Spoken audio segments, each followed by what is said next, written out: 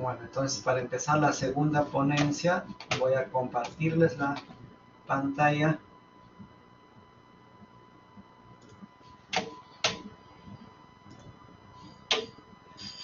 A ver, Wilbur, mira, ¿se ve la presentación de hirsutismo y virilización? ¿Se ve? Sí, doctor, sí se ve. Ok, ven mi puntero también, ¿cierto? Sí, doctor. Sí, doctor, también se ve.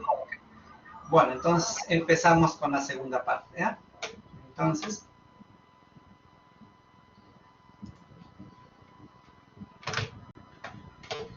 el hirsutismo, ¿okay?, es la proliferación excesiva de vello terminal en la mujer. Obviamente, pues siguiendo los patrones de distribución masculina, ¿no? Entonces, hirsutismo nos referimos básicamente a la proliferación excesiva de vello. Esa es la definición, en resumen. Y virilización es el estado que se caracteriza por hiperandrogenemia, es decir, los andrógenos están elevados en sangre.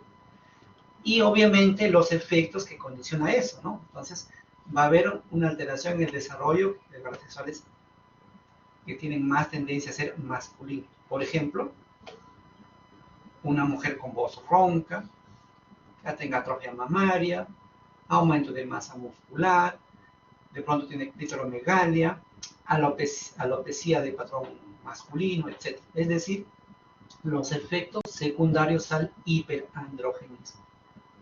¿Ok? Entonces, esa es la virilización. Entonces, hirsutismo solamente se refiere al vello, básicamente. ¿Ok?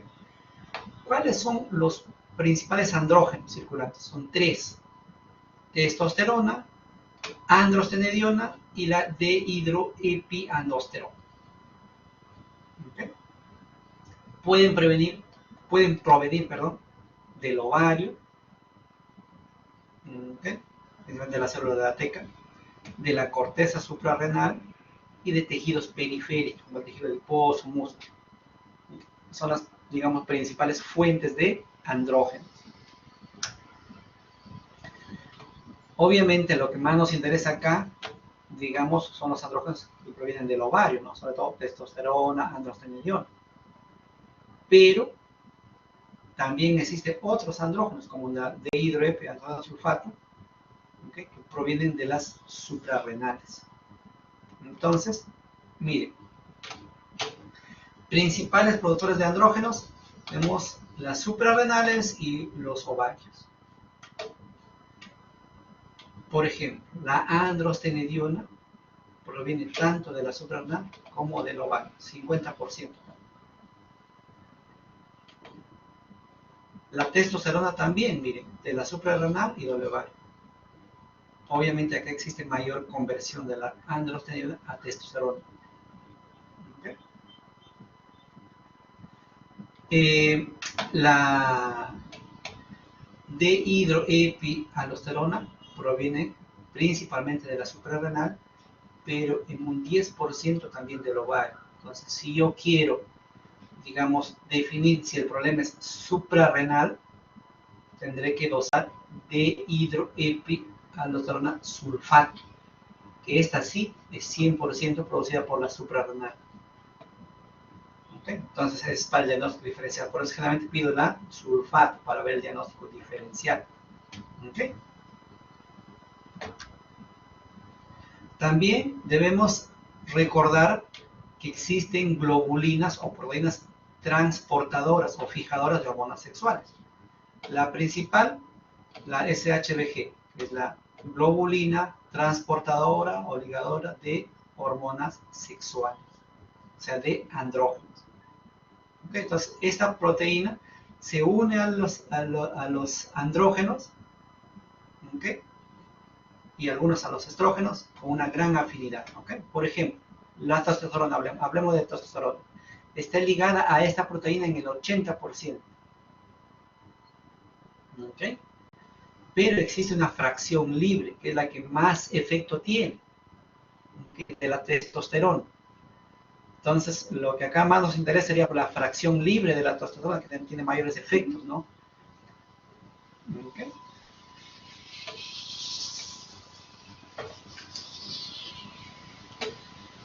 obviamente los andrógenos, ¿ok?, van a actuar a nivel del folículo piloso y van a ser los responsables del hirsutismo. Entonces, pero no es que aumente el número de folículos, ¿no?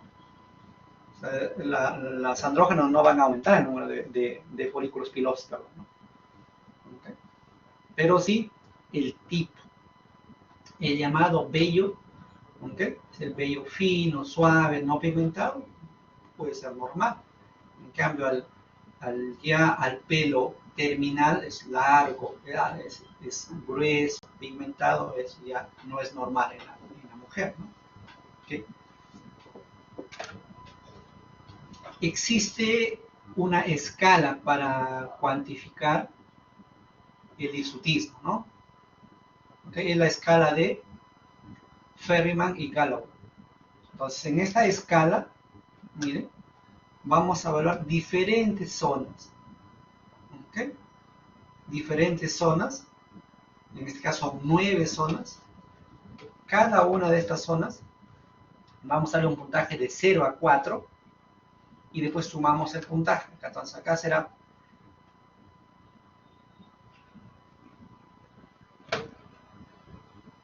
esperen un ratito. Voy al otro lado. ¿Okay? Entonces 0, ausencia de crecimiento del vello, y 4, que es el máximo crecimiento de tipo varonil. Entonces puede haber a nivel del mentón, por ejemplo, de la zona intermamaria o el tórax. ¿Okay? 0 si está normal, desde 1 cuando es leve hasta 4 cuando está muy avanzado el problema. ¿Okay? La zona abdominal, periumbilical, ¿okay?, la zona del pubis. Ustedes saben que lo normal es distribución triangular, pero si está romboidea. ¿Okay? En las zonas de los brazos, antebrazos, la parte anterior, ¿okay?, muslos, piernas, la zona interescapular o el torso y la zona lumbosacra. Entonces son las 9 zonas en las cuales debemos investigar los problemas de hirsutismo. Nos asignamos un puntaje. Esto viene ya en una cartilla que tenemos que ir comparando, ir marcando. Pues al final sumamos el puntaje, ¿okay?, y si es más de 7, pensamos en problemas de hirsutismo. Entonces, en una escala cuantitativa de Ferriman y Galloway, cuando es más de 7, hablamos de hirsutismo, ya sea leve, moderado o severo. Severo cuando es más de mayor o igual a 19, ¿no? ¿Okay? Pero ya más de 7 hablamos de eso. Por ejemplo, acá, ¿no?, vemos acá vello a nivel periareolar. El vello acá no es triangular, es romboideo. ¿Okay? A nivel de brazos. ¿Okay? Entonces vemos acá vello a nivel del mentón. ¿Okay? Acá a nivel de la zona lumbosacra también. Entonces, ¿okay?, acá vemos una distribución romboidea. ¿Okay? Vemos muslos. Entonces, ese es el hirsutismo. Pero, ¿qué pasa si yo encuentro criterios, digamos, que me hacen pensar en un exagerado hirsutismo o en un exagerado efecto androgénico? Como por ejemplo, hay una virilización muy intensa, una rápida progresión y un comienzo de edad tardía de sus problemas de hiperandrogenismo, o valores hormonales muy altos. Entonces, en esos casos, inclusive puedo pensar en una neoplasia, productor de andrógenos, ¿no? ¿Okay? Sobre todo, ¿y cuáles son los signos de alarma en estos pacientes? Son criterios de virilización de hiperandrogenismo en aparición en edad adulta, de crecimiento, de progresión rápida, síntomas muy marcados de virilización, ¿okay?, testosterona sérica mayor de 200 nanogramos por decilitro, o la de hidroepiandrosterona sulfato mayor de 700 nanogramos por decilitro. Entonces son signos de alarma. ¿Okay?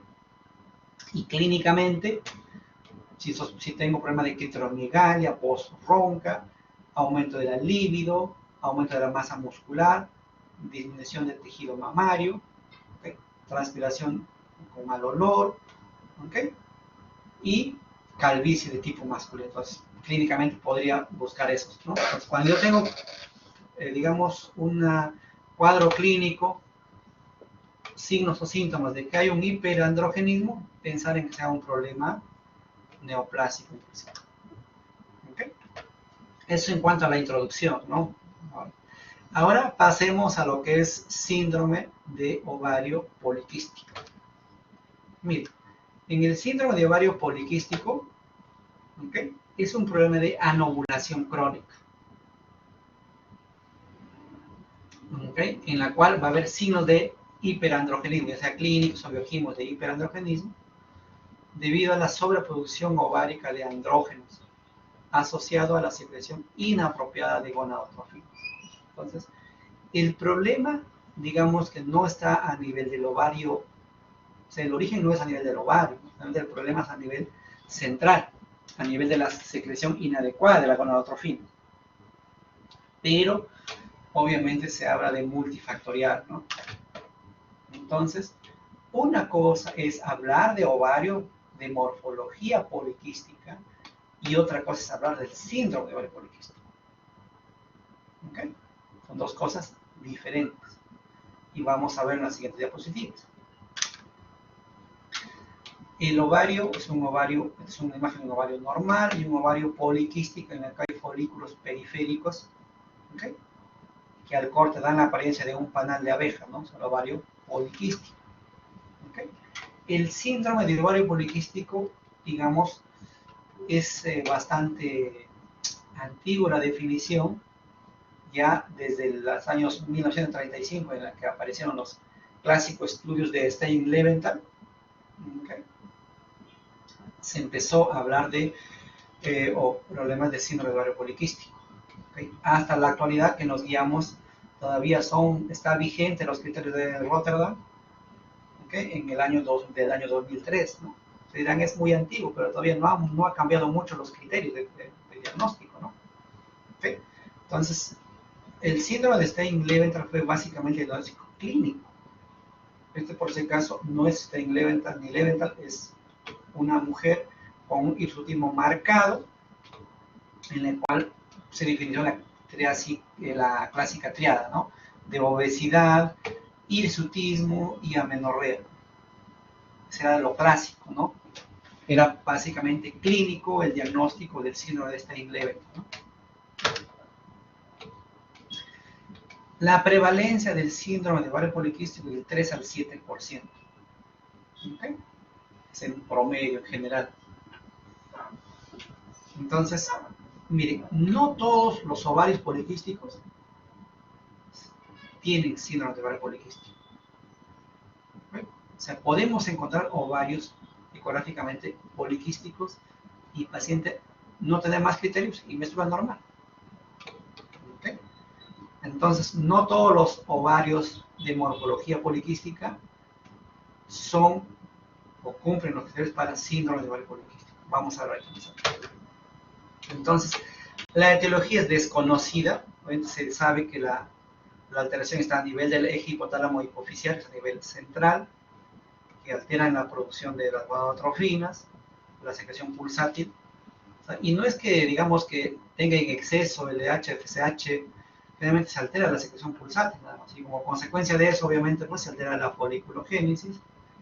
¿Okay? Entonces, se dice que es multifactorial, tienen que ver problemas componente genético, ¿okay?, componentes, factores ambientales, el mismo estrés también contribuye a eso, ¿okay?, pero no se sabe en sí cuál es el origen exacto, ¿okay?, que produce la secreción inadecuada de las gonadotrofinas. Se habla de también factor hereditario, ¿okay? Se ha visto que familiares tienen tendencia a hacer problemas de ovario poliquístico. ¿Okay? Por ahí se describe en algún modelo que es autosómico dominante, ligado al cromosoma X. ¿Okay? Miren, la foliculogénesis normal en el ovario es esto. Miren. En un ovario normal, ¿qué hay? Reclutamiento de folículos, ¿okay? Y que empieza inclusive desde el ciclo anterior, ¿okay? La selección de los folículos que van a crecer, dominancia, que uno llega a dominar, obviamente, y este dominante llega a ovular. Eso es lo normal. Pero, ¿qué pasa en el ovario poliquístico? En el síndrome de ovario poliquístico. Mira. Fase de reclutamiento, normal. Fase de selección, normal. Acá está el problema en la fase de dominancia. Al haber una secreción inadecuada de FSH, entonces se altera la fase de dominancia y por lo tanto no llega a madurar a los folículos y se quedan todos acá en este estado, en folículos atrésicos. Entonces, al no ovular, la segunda fase, la fase progesterónica, también se altera, porque no hay cuerpo lúteo, no hay adecuada progesterona, por lo tanto, los ciclos o se atrasan, o sea, hay problemas de oligomenorrea o de amenorrea. Pero el problema está acá, en esta zona principalmente. ¿Okay? Entonces, el diagnóstico, y esto es el resumen de lo anterior. Acá presten atención. Miren, los criterios para el diagnóstico de síndrome de ovario poliquístico son 3. De estos 3, basta que estén presentes 2 para hacer el diagnóstico. ¿Okay?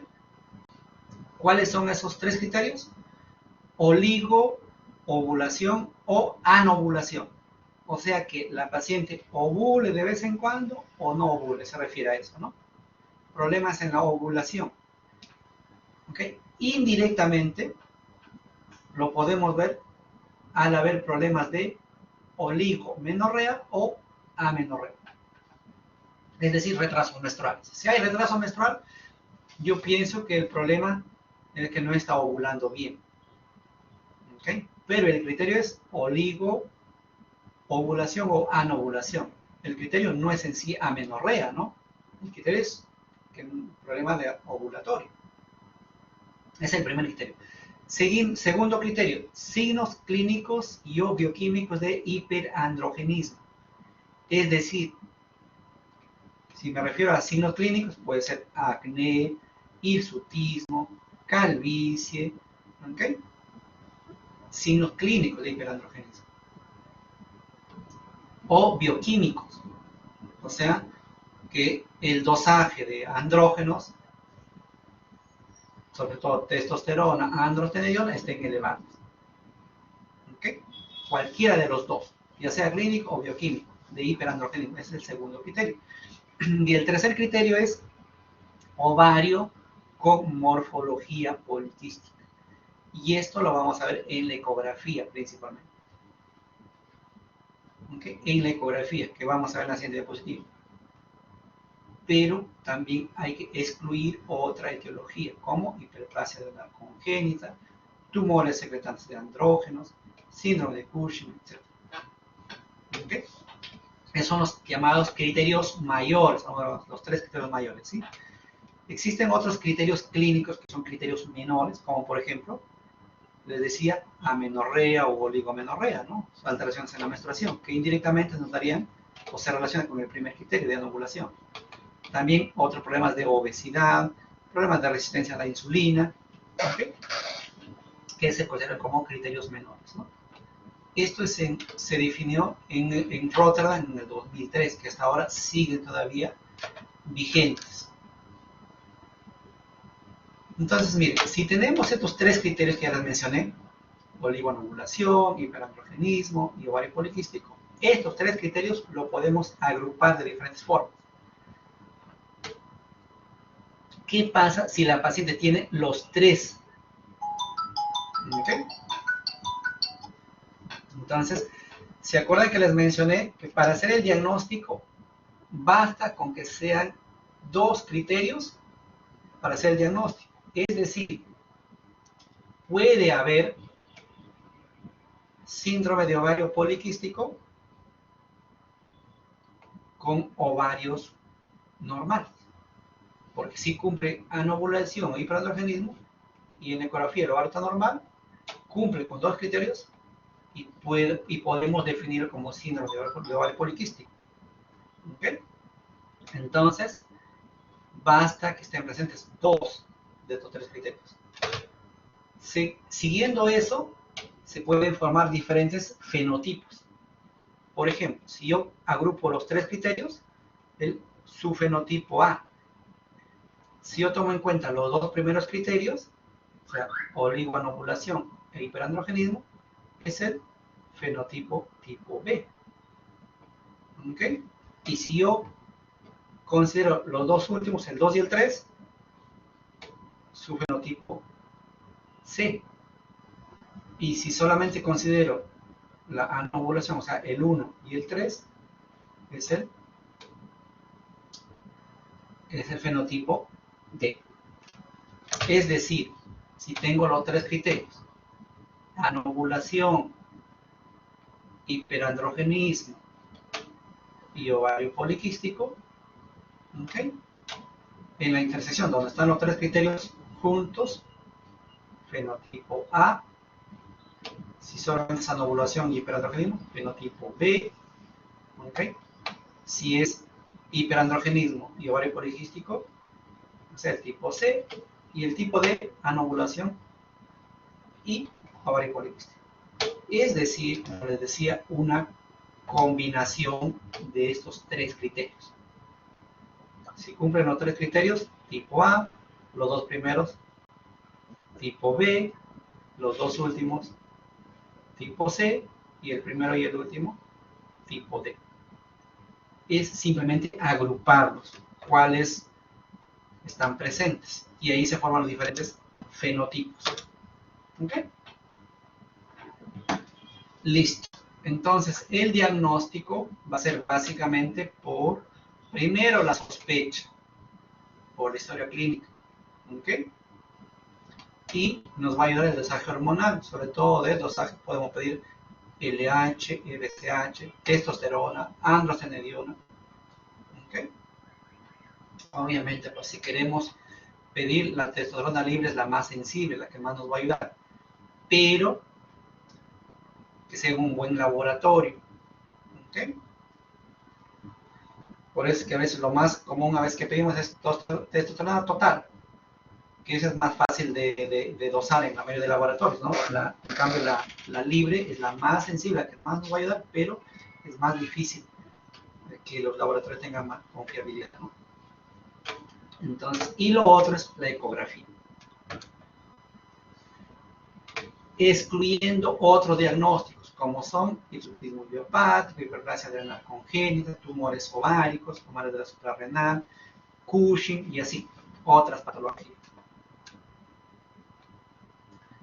Entonces, en sí, el síndrome de ovario poliquístico es un problema endocrinológico, en el cual se manifiesta obviamente con oligomenorrea, amenorrea, ¿okay?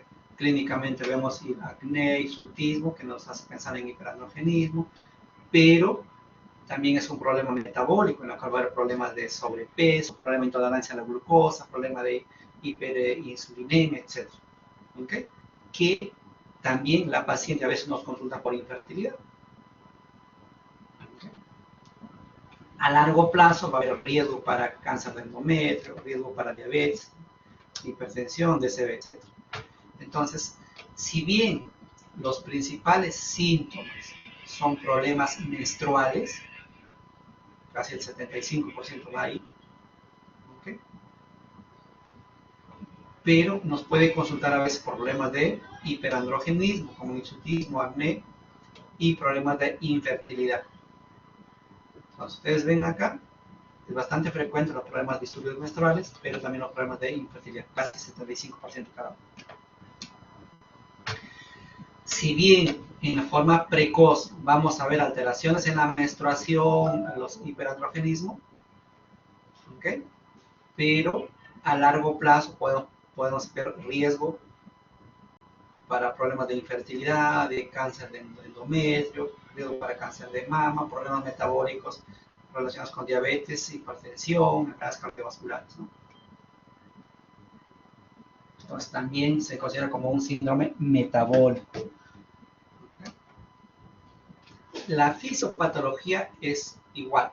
Es difícil, como les decía, no se sabe cuál es el problema que actúa a nivel de hipotálamo que hace que se altere todo el eje hipotálamo hipófisis ovárico, ¿no? Se habla de problemas de leptina, de dopamina, ¿okay? De opioides, etcétera, que hacen que alteran la producción de GnRH, ¿no? ¿Okay?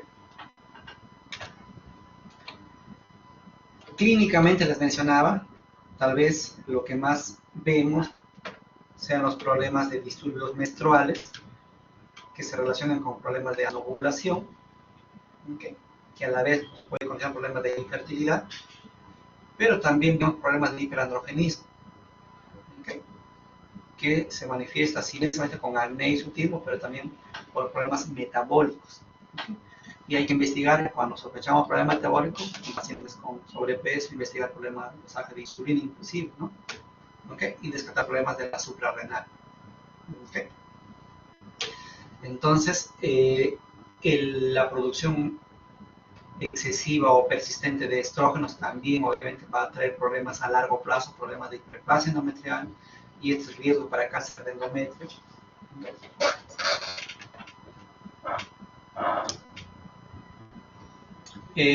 Son ovarios, digamos, agrandados, ¿okay? Parece la cápsula poco engrosada, ¿sí? Pero en la ecografía, o sea, ¿cuáles son los criterios ecográficos para definir un ovario con morfología poliquística? ¿Okay? Actualmente nos guiamos con este criterio. ¿Cómo definimos en la ecografía, obviamente, ovario poliquístico? Ovario, no me refiero al síndrome, al ovario poliquístico. Entonces, cuando hay mayor o igual a 12 folículos atrésicos, 12 o más, y que cada uno de estos esté entre 2 a 9 milímetros de diámetro. O dicho de otras palabras, sea menor a 10 milímetros, porque alguna literatura por ahí dice menor a 10 milímetros, que es lo mismo. ¿Okay? Es el criterio principal que usamos, pero existen otros criterios, como por ejemplo, que el volumen ovárico sea mayor de 10 centímetros cúbicos, ¿okay? También que el estroma sea mayor de 1.95 centímetros cuadrados, pues es más difícil de definir, obviamente, el estroma, ¿no? ¿Okay? Entonces, el criterio más frecuentemente usado es esto, mayor o igual a 12 folículos, y que cada uno sea de 2 a 9 milímetros, y el segundo más usado es el volumen ovárico, mayor de 10 centímetros. Entonces, esto ya les expliqué. Entonces, miren, generalmente son folículos atrésicos, estaban empezando a crecer, pero al no llegar a dominar ninguno, entonces quedan ahí. ¿Okay? Y en la ecografía, ¿qué vemos? Vemos una imagen en cadena o en rosario, ¿no? O como panal de abeja, miren. ¿Okay? Generalmente son de distribución periférica, pero no siempre. En este caso es una imagen típica, ¿no? Vemos pequeños folículos en la periferia, que parece una imagen en rosario o en cadena, ¿no? Obviamente, si se ponen a contar, acá hay más de 12, y eso que en un solo corte. Hablamos más de 12 en todo el ovario. Igual acá. Es la imagen típica de ovario poliquístico. Miren, acá hay de distribución periférica, pero también hay acá central, ¿no? En general, contamos todos los folículos y si es más de 12, ya tienen un criterio para definir como ovario poliquístico. Y vemos que cada uno obviamente sea menor de 10 milímetros, ¿no? Y en la morfología, a ver, ya que vemos estos ovarios agrandados, ¿okay? Al corte, ¿okay? Los típicos folículos atrésicos, ¿okay? Pero en el laboratorio, ¿qué encontramos? O sea, lo que les he explicado en lo anterior es criterios para definir en la ecografía ovarios de morfología poliquística. Ahora, en el síndrome de ovario poliquístico, ¿qué encontramos? Mira, esto de acá es un resumen de los resultados del dosaje hormonal. Entonces, miren, Empecemos por acá. ¿Cómo está la FSH? Dice que está normal o inclusive ligeramente disminuida. ¿Ok? Normal o ligeramente disminuida. ¿Cómo están las globulinas transportadoras que les expliqué? La globulina transportadora de hormonas sexuales está disminuida. Igual, la proteína tipo 1 transportadora del factor de crecimiento similar a la insulina también está disminuida. Digamos, son los únicos dos que están disminuidos. ¿Qué está aumentado? Todo el resto, miren. LH ligeramente aumentada. Testosterona, tanto la total como la libre, aumentada. Androstenediona puede estar aumentada. El estradiol, tanto el libre como la estrona, aumentado. La prolactina, ligeramente aumentado. Si yo veo que está más del doble del valor normal de prolactina, puedo pensar en que sea un problema asociado, o sea, una microprolactinoma que tenga por ahí, ¿no? Pero, si no está más del doble de su valor normal, puede deberse solamente al síndrome de ovario poliquístico, que se asocia en el 25% de los casos aumento de la prolactina. Mira. La insulina, ¿cómo está? Elevada, ¿okay? Porque hay resistencia a la insulina. El factor de crecimiento insulínico tipo 1 está elevado, pero su transportador está disminuido. Igual acá, los andrógenos, las hormonas sexuales están elevadas, su transportador disminuido. ¿Ok? Entonces, si hacemos la relación del índice de andrógenos libres, dividimos la testosterona, que está elevada, entre la globulina, que está disminuida, y lo multiplicamos por 100, ese es el índice de andrógenos libres.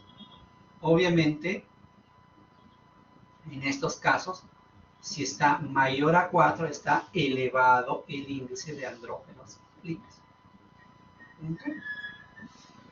Pero casi no siempre hacemos el cálculo. ¿Por qué? Porque es difícil el dosaje de las globulinas transportadoras de hormonas sexuales. Entonces, pocos laboratorios lo hacen, entonces no solicitamos de rutina eso, ¿no? Entonces, acuérdense, casi todo está elevado, excepto lo que está disminuido es las globulinas transportadoras y la FSH que está normal o disminuida. ¿Okay? La LH está ligeramente elevada, por eso cuando yo hago la relación LH-FSH, al estar elevada la FSH, la LH elevada y la FSH normal o disminuida, la relación se va a elevar. Se va a hacer más de 2 en la relación. Más de 2, perdón. Más de 2. ¿Ok? Listo. Entonces, eso es el resumen de cómo está el dosaje hormonal en el síndrome de ovario poliquístico. La estrona también se eleva acá. ¿Por qué motivo? Que hay mayor conversión periférica. ¿Ok? Entonces, hay también mayor sensibilización de la glándula suprarrenal a la ACTH. Por eso es que a veces puede elevarse ligeramente la dehidroepialdosterona e inclusive la dehidroepialdosterona sulfato puede estar ligeramente elevada. Obviamente, si está demasiado elevada, pensaría que sea un problema suprarrenal, ¿no? Si está elevada la sulfato. Ok. Entonces, el aumento de andrógenos a nivel intraovárico, ¿qué condiciona? Detiene la maduración folicular, induce a la atresia folicular y es responsable final de la anovulación. Los problemas del aumento de andrógenos. Entonces, una paciente con acné no necesariamente puede relacionarse con síndrome de ovario poliquístico. Puede ser que sea un problema dermatológico netamente, ¿no? Pero si se asocia a otros criterios, ya obviamente damos el manejo adecuado. Inclusive esto se tiene que manejar en conjunto con el endocrinólogo y con el dermatólogo. ¿Okay? Revisemos esto. Miren, la LH actúa principalmente a nivel de la célula de la teca, ¿sí? Y la FSH actúa principalmente en la célula de la granulosa. Entonces, En el síndrome de ovario poliquístico, al estar elevado la LH, va a actuar más a este nivel. ¿Y qué produce la célula de la teca? Principalmente andrógenos, androstenediona y testosterona, que cuando salen a circulación a la sangre van a estar elevados. Por el responsable principal sería el aumento de la LH. Pero también la insulina y el factor de crecimiento similar a la insulina actúan a este nivel, estimulando la producción de andrógenos a nivel de la célula de la teca. La FSH, ¿dónde actúa principalmente? En la granulosa. Está disminuida o normal su valor. La célula de la granulosa, ¿qué produce principalmente? Estrógenos, ya sea la estrona, ¿okay? O el estradiol. Entonces, al estar elevado la androstenediona, ¿okay? Pasa a la membrana basal a nivel de la granulosa por diferentes enzimas, se va a producir estrógenos, por lo tanto los estrógenos también están elevados. ¿Okay? También están elevados. ¿Okay? Entonces, si bien aumenta la androstenediona, pero también los estrógenos. Y eso es lo que les mostraba en el resumen que les hice del laboratorio. Obviamente, si un paciente tiene sobrepeso, pensamos que hay un problema metabólico también. ¿Okay? Entonces, en estos pacientes hay mayor conversión periférica. ¿Okay? Aumenta la aromatización periférica. O sea, obviamente, pues, la androstenediona se va a convertir a estrona a nivel periférico. En estos pacientes con sobrepeso, la globulina transportadora está más disminuida de lo habitual y generalmente están elevados los niveles de insulina. Entonces, hay un problema metabólico de fondo. ¿Okay? Bueno, esto ya les expliqué. Solamente el aumento de insulina, miren, hace también que disminuya más la globulina transportadora. ¿Okay? Y por lo tanto, va a empeorar más los problemas de hiperandrogenemia. La insulina, generalmente podemos dosar, cuando sospechamos de resistencia a la insulina, podemos pedir insulina. Realmente, si está mayor de 10, está obviamente, pensamos en una hiperinsulinemia, ¿no? Ahora,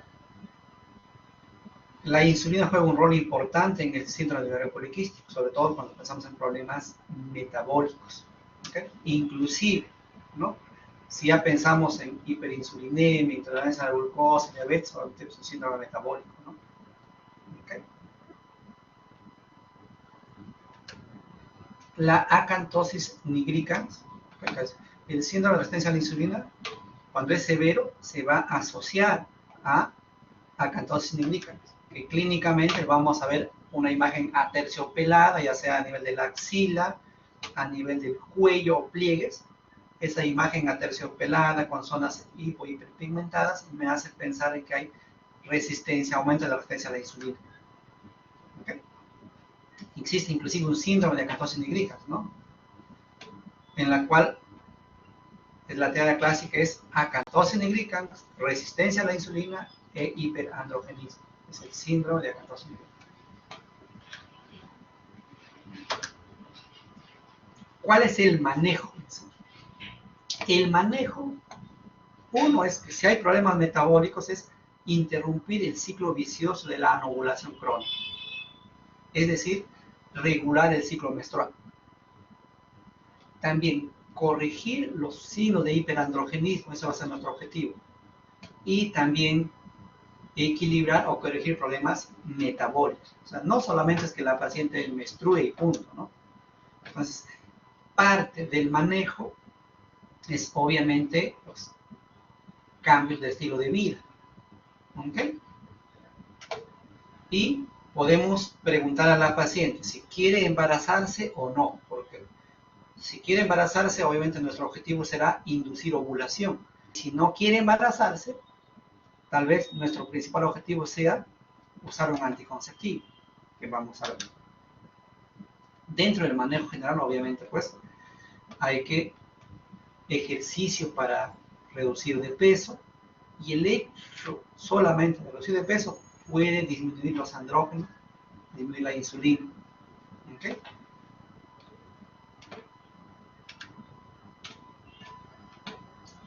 Cuando hay hiperandrogenismo, sin deseo de embarazo, hay sustancias que podemos utilizar.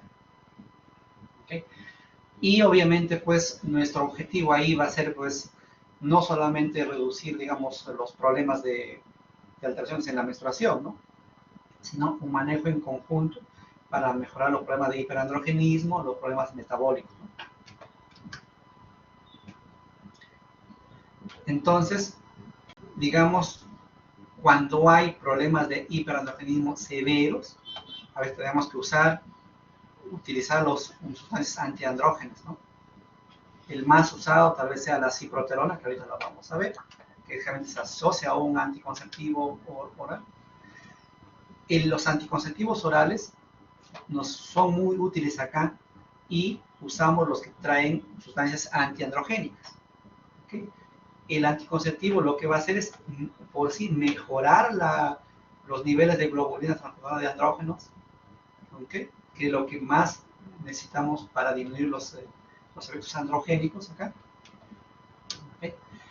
Pero dentro de los anticonceptivos tenemos que usar uno que tenga, les decía, antiandrógeno.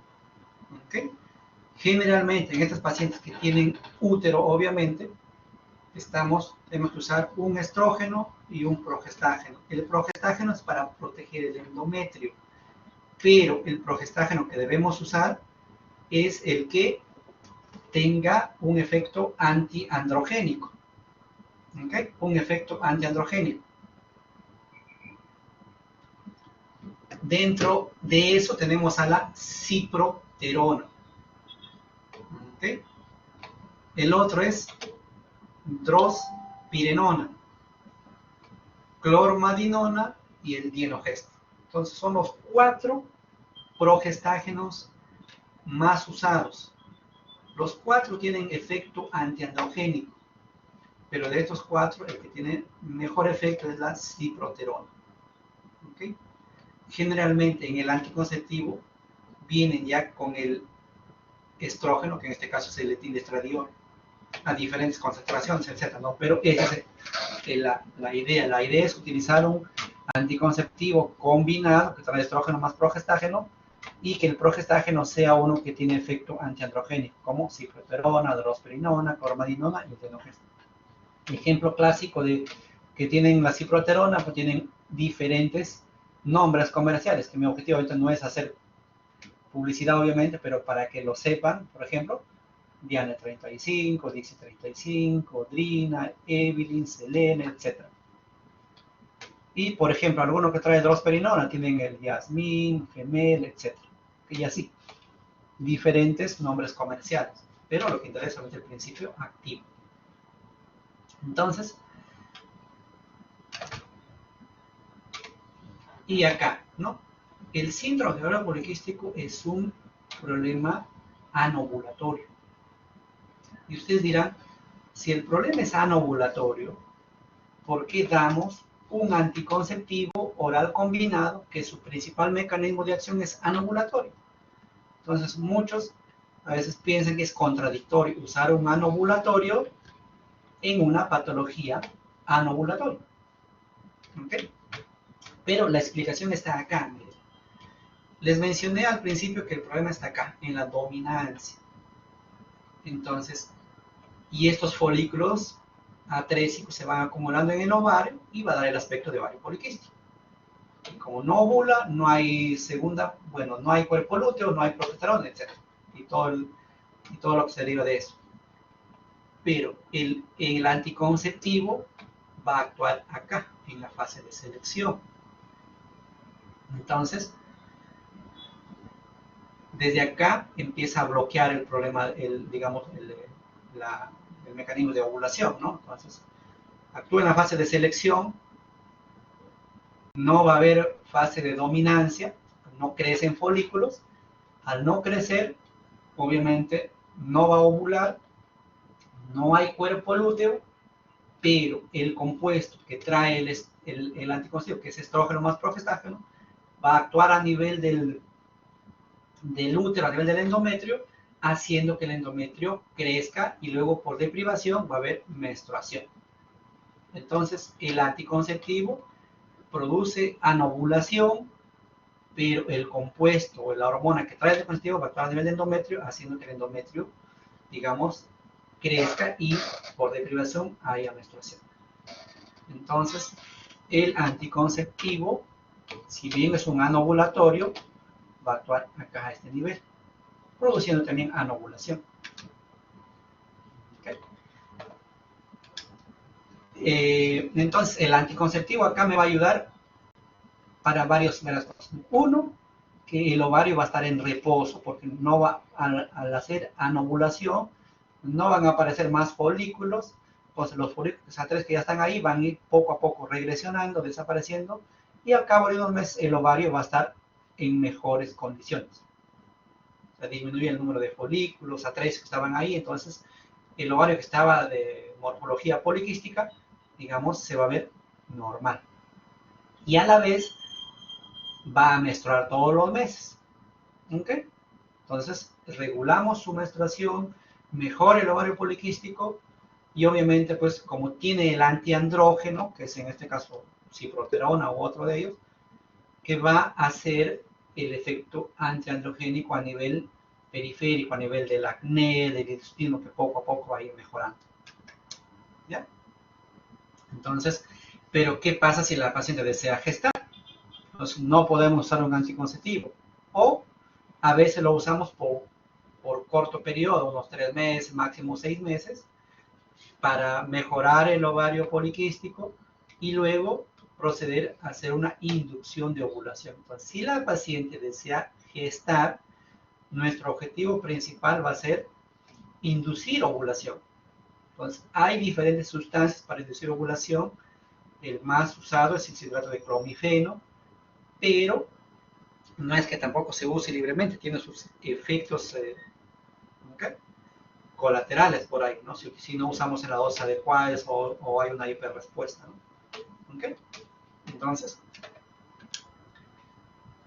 antes se usaba también bastante la parte quirúrgica que se llamaba el drilling, que ahorita vamos a ver. ¿Okay? Entonces, el citrato de clomifeno es de primera línea para mujeres jóvenes. ¿Okay? La dosis mínima con la que empezamos, 50 miligramos. Damos del día 2 al día 6 del ciclo. ¿Okay? Y obviamente se logra ovulación en el 80% de los casos. Pero no todos obviamente van a lograr el embarazo, ¿no? Se logra embarazo en el 60% de los casos al cabo de 6 ciclos ovulatorios.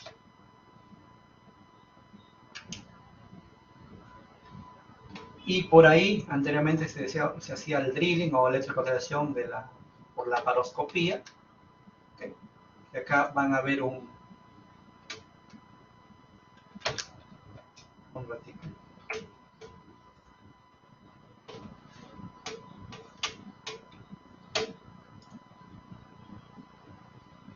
Un ratito, no funciona.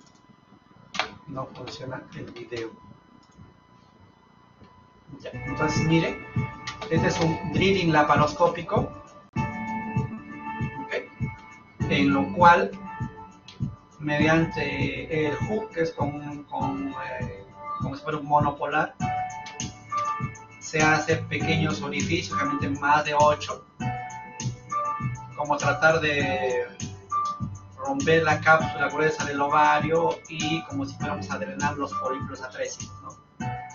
Ese es drilling, que no es de primera elección obviamente, pero póngase que vamos a operar por otros motivos y a la vez tiene síndrome de ovario poliquístico, podríamos hacer el drilling ahí de paso, ¿no? O en una paciente que no responde al manejo médico, podría una alternativa por hacer el drilling. Pero esto tiene un efecto, digamos, transitorio. Generalmente a los 3 meses, máximo 6 meses después del procedimiento, puede ovular bien o puede menstruar regularmente, pero después vuelven a lo mismo. O sea, no es un manejo definitivo el drilling ovárico, ¿no? ¿Okay? Obviamente les mencioné manejo también de los problemas metabólicos. Por eso es que el manejo a veces en conjunto con endocrinología ¿ok? Con nutrición para mejorar sus hábitos nutricionales, bajar de peso, etcétera, ¿no? Podemos usar la metformina en caso de problemas metabólicos, ¿ok? Es más, se ha visto que en pacientes que no responden, digamos, o su respuesta es muy baja, asociándole a la metformina responden mejor, ¿ok?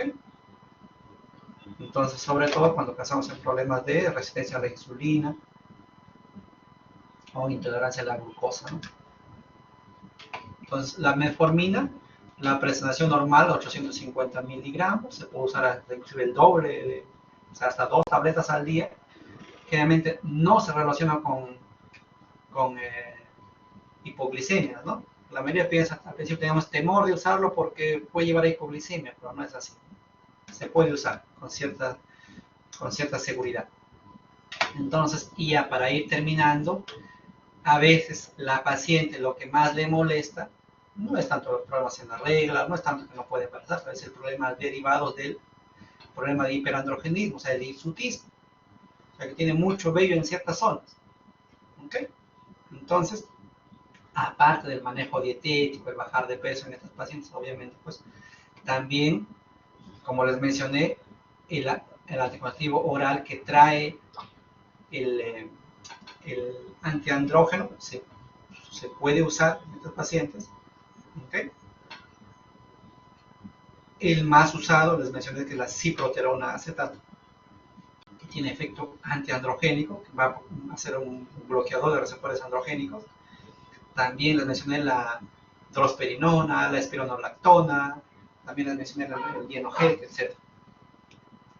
Pero este efecto es generalmente a largo plazo. Digamos que si es problemas de acné, la respuesta la vemos a los 3 meses, pero problemas de hirsutismo, la respuesta lo vemos a los 6 meses todavía. Y la paciente a veces no quiere estar tanto tiempo.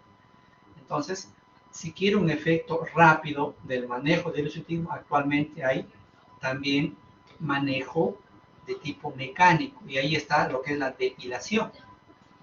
Actualmente existen diferentes formas de depilación, desde la depilación con ceras, las clásicas, las antiguas, o hasta las depilaciones más modernas, ¿no? La depilación láser. Entonces, hay depilaciones que son temporales y actualmente se está usando más la depilación permanente, ¿okay? Por electrolisis, o actualmente está de moda la depilación láser. Entonces, pero obviamente es permanente, pero se tienen que usar varias sesiones, ¿no? De la depilación láser. ¿Okay? Entonces son como efectos mecánicos, que obviamente pues, el efecto va a ser rápido y no esperar tanto, pero y puede ir asociado obviamente a utilizar la ciproterona, ¿no? Como antiandrógeno. ¿Okay? Entonces, como conclusión, para terminar ya la exposición, el síndrome de ovario poliquístico es una disfunción endocrino-metabólica, ¿okay? Crónica, de largo tiempo, y no es que dando solamente el anticonceptivo o yendo ovular con eso se soluciona el problema. Generalmente el manejo que damos es temporal, si suspendemos el manejo a veces vuelven a lo mismo. ¿Okay? El origen es variado, que tiene una base genética. El origen en sí es desconocido. Al no conocer la causa no podemos actuar sobre ella y obviamente el manejo va a ser. Es la endocrinopatía más común en mujeres en edad fértil, con secuelas multisistémicas a corto o largo plazo, desde problemas de infertilidad hasta problemas de metabólicos, inclusive riesgo para cáncer, de endometrio, etc., ¿no? ¿Okay? Y es la causa más común de origen anovulatorio. ¿Okay? Entonces, esa es la conclusión del síndrome de ovario poliquístico. Ok, bueno, voy a dejar de compartir mi pantalla. Perdón. A ver si tienen por ahí alguna pregunta. Ahora te voy a entrar. Y así, acá Joel Vargas está levantando la mano. Dime, Joel. En el caso de las mujeres embarazadas que tienen de por sí síndrome de ovario poliquístico, tras terminar el embarazo, ¿volverían a la misma terapia inicial o se tendría que esperar un tiempo hasta para volver a iniciar la terapia? Ya, una buena pregunta. Mira, existe paciente, obviamente la paciente con síndrome de ovario poliquístico va a ovular de vez en cuando, ¿ok? Por ahí de vez en cuando puede ovular y si por A o B, póngase que coincide con su relación sexual, puede embarazarse. Digamos que no es imposible el embarazo, pero sí es un poco más difícil. Comparado a una paciente que ovula todos los meses a una que ovula de vez en cuando, obviamente va a ser más difícil en la segunda, ¿no? Eso. Si la paciente ya se embarazó, ¿ok? Y tiene su problema de ovario poliquístico después del parto, obviamente pasado la etapa de puerperio, ¿ok? Entonces se tiene que volver a reevaluar el caso. Puede ser, y hay mujeres que ya empiezan por ahí a ovular normal y van normal, pero como hay mujeres que otra vez vuelven a empezar con los síntomas y los signos del síndrome de ovario poliquístico. Obviamente, pues, tenemos que valorar bien. Tal vez ahí en ese caso, los periodos de amenorrea puede ser secundaria a la lactancia y todo eso, ¿no? Pero hablamos de una paciente que ya dejó de dar de lactar, ya pasó la época del puerperio y si tiene hay que volver a revolver para ver si cumple los criterios para el síndrome de ovario poliquístico, ¿no? Y si cumple los criterios, hay que empezar el manejo como cualquier paciente, ¿no? Pero generalmente descartando pues que su problema de atraso en su regla va a ser, o de amenorrea, puede ser secundaria a la lactancia materna, ¿no? ¿Okay? Bueno, no sé si con eso respondí tu pregunta. Sí, doctor, muchas gracias. Ok, ¿alguna otra pregunta?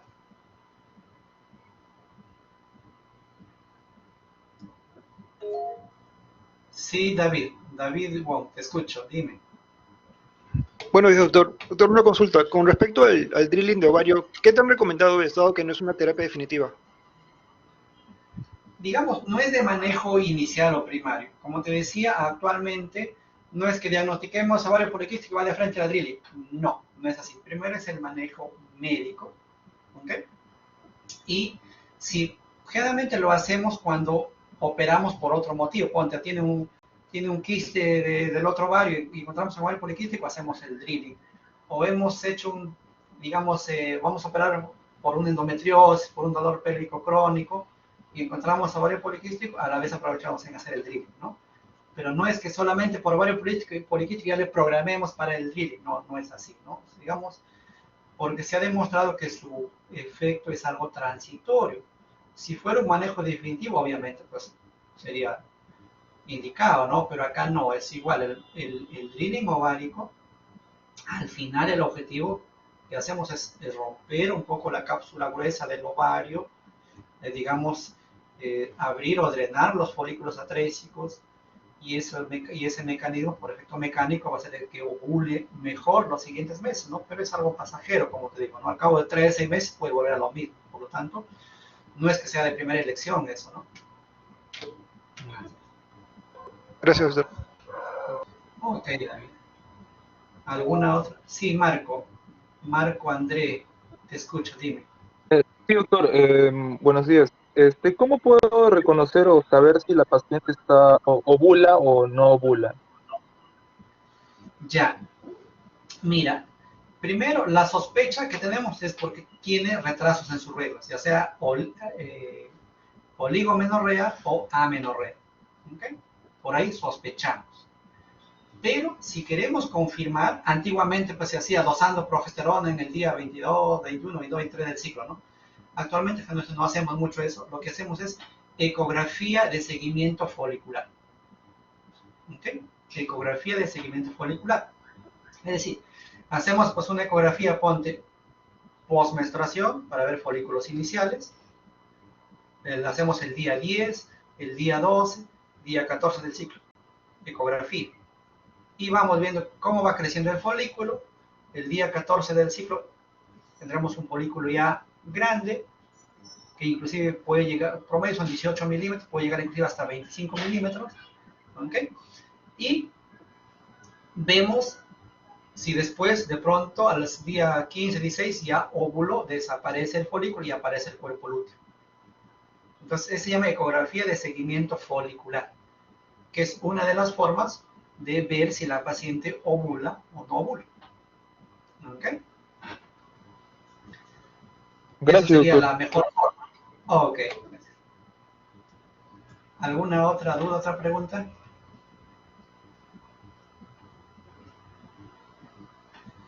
Bueno, entonces, gracias a todos ustedes. Espero que les haya sido útil la presentación.